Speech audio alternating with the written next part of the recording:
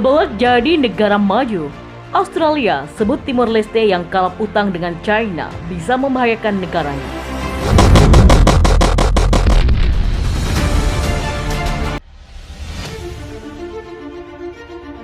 Timor Leste telah melakukan berbagai cara untuk menaikkan status ekonominya yang kian terpuruk. Seperti diketahui, negara tersebut masuk daftar negara termiskin di dunia dengan urutan ke-152 dari 162 negara di dunia.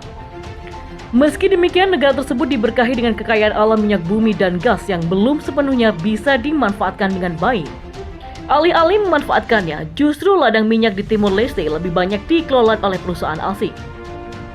Oleh sebab itulah, Timor Leste bertekad mengambil alih semua ladang minyak negaranya dan mengelolanya sendiri. Untuk itu, mereka menjalankan proyek pembangunan besar-besaran yang dikenal dengan nama Tassie Money.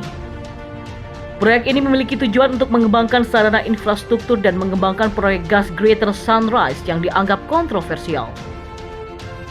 Menurut The Australian, Timor Leste disebut siap meminjam uang hingga 16 miliar dolar Amerika Serikat atau sekitar 234 triliun rupiah dari China. Hal itu tentu dianggap mengkhawatirkan oleh para analis karena bisa membawa militer Tiongkok mendapatkan akses pelabuhan. Negara yang paling ketar-ketir adalah Australia jika Timor Leste jatuh ke dalam perangkap utang. Bisa mengakibatkan militer Tiongkok mendapatkan akses ke pelabuhan yang hanya punya jarak 500 km dari Darwin. Hal ini tentu membahayakan Australia, mengingat Australia dan China saling bermusuhan dalam beberapa tahun terakhir. Orang Australia memahami bahwa perusahaan gas Timor Gap milik Timor Leste telah menolak pembiayaan yang berasal dari dana pensiun Amerika Serikat. Sekarang mereka siap untuk menandatangani pinjaman komersial dengan Bank Exim China di bawah inisiatif sabuk dan jalan yang ditandatangani oleh Presiden Xi Jinping. Timor Leste bertekad untuk melanjutkan fasilitas pengolahan gas dan pelabuhan di pantai selatannya, meskipun hasil peringatan analis tidak akan cukup untuk memenuhi standar industri untuk investasi oleh perusahaan minyak internasional.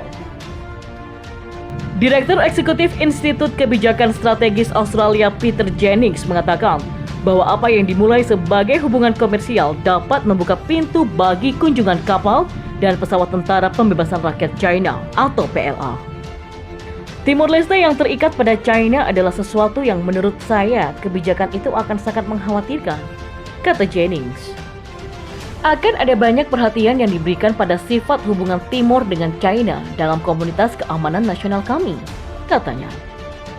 Jennings mengatakan pelabuhan Hambantota di Sri Lanka yang diserahkan ke China dengan sewa 99 tahun setelah pembayaran pinjaman tidak terpenuhi. Hal itu menunjukkan bahaya yang dihadapi oleh negara-negara ketika mereka jatuh ke dalam perangkap utang China. Menteri Luar Negeri Mercy Payne mengatakan Australia menyambut baik investasi asing di infrastruktur regional, tetapi hanya jika transparan, menjunjung standar yang kuat dan menghindari utang yang tidak berkelanjutan. Australia berkomitmen untuk kemerdekaan, kedaulatan, dan keberlanjutan ekonomi tetangga dekat kami termasuk Timor Leste, kata Jennings. Australia ingin melihat ladang gas bersama Greater Sunrise dikembangkan dengan cara yang memaksimalkan manfaat bagi rakyat Timor, imbuhnya.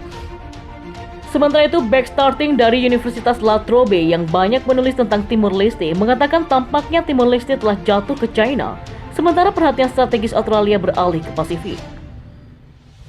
Graeme Smith dari Australian National University, seorang pakar investasi China di Asia Pasifik, ia mengatakan negara-negara di kawasan itu menderita.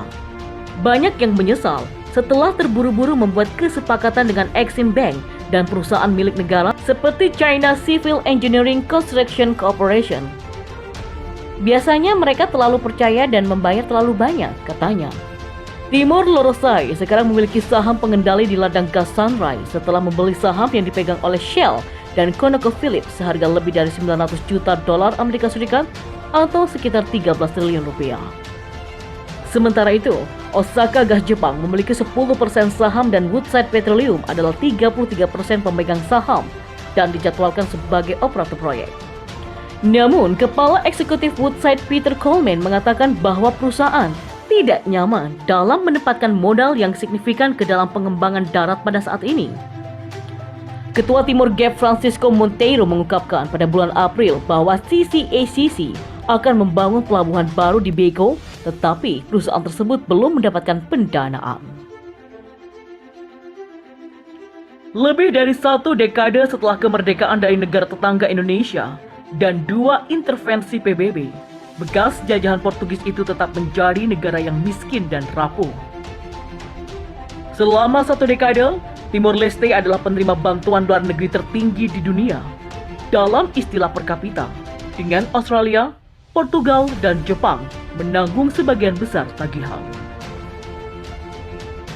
Bahkan ketiga negara itu sejak tahun 2007 telah menerima pendapatan yang signifikan dari minyak dan gas di sebesar 2 miliar dolar Amerika Serikat setahunnya.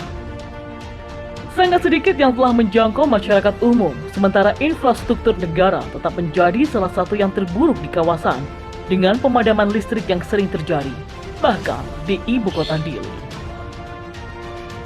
Menurut laporan internasional Krisis Group Mei pada 2013, 71% tenaga kerja di Timor Leste menganggur atau hanya bekerja secara informal. Hampir 2/3 penduduk negara itu berusia di bawah 30 tahun, menciptakan sumber ketegangan yang serius. Sepertiga negara itu hidup dalam kemiskinan dan 50% buta huruf. Pada 2010, negara ini memiliki tingkat urbanisasi tertinggi di dunia, dengan 5% per tahun, dengan ribuan pemuda pengangguran pindah ke ibu kota. Pemukiman kumuh dengan kondisi memprihatinkan bermunculan di kaki pegunungan yang mengelilingi Dili. Sementara, rumah mewah seperti yang dibangun oleh Menteri Keuangan Emilia Pires di Farol didirikan oleh segelintir orang yang punya hak istimewa. Timor Leste tidak asing dengan kemiskinan. Namun, munculnya kantong-kantong kecil kemakmuran di samping kemiskinan adalah hal yang baru. Pelacuran anak biasa terjadi, bahkan di kalangan anak sekolah. Pada bulan Juni tahun ini, Sekretaris Negara untuk Gender mengatakan kepada media bahwa prostitusi meningkat di negara tersebut, khususnya di kalangan siswa sekolah menengah. Korupsi dengan cepat menjadi endemik dengan beberapa skandal yang terungkap di media yang melibatkan menteri dan pejabat senior lainnya. Kasus yang paling konyol adalah kasus Menteri Kehakiman yang menghina pengadilan karena menolak membayar tunjangan anak untuk anaknya yang sakit kronis. Menyusul pemilihan umum pada Juli 2012, Kusmau membentuk pemerintahan terbesar di Asia Pasifik dengan kabinet yang terdiri dari 55 anggota ini di negara dengan populasi lebih dari 1 juta.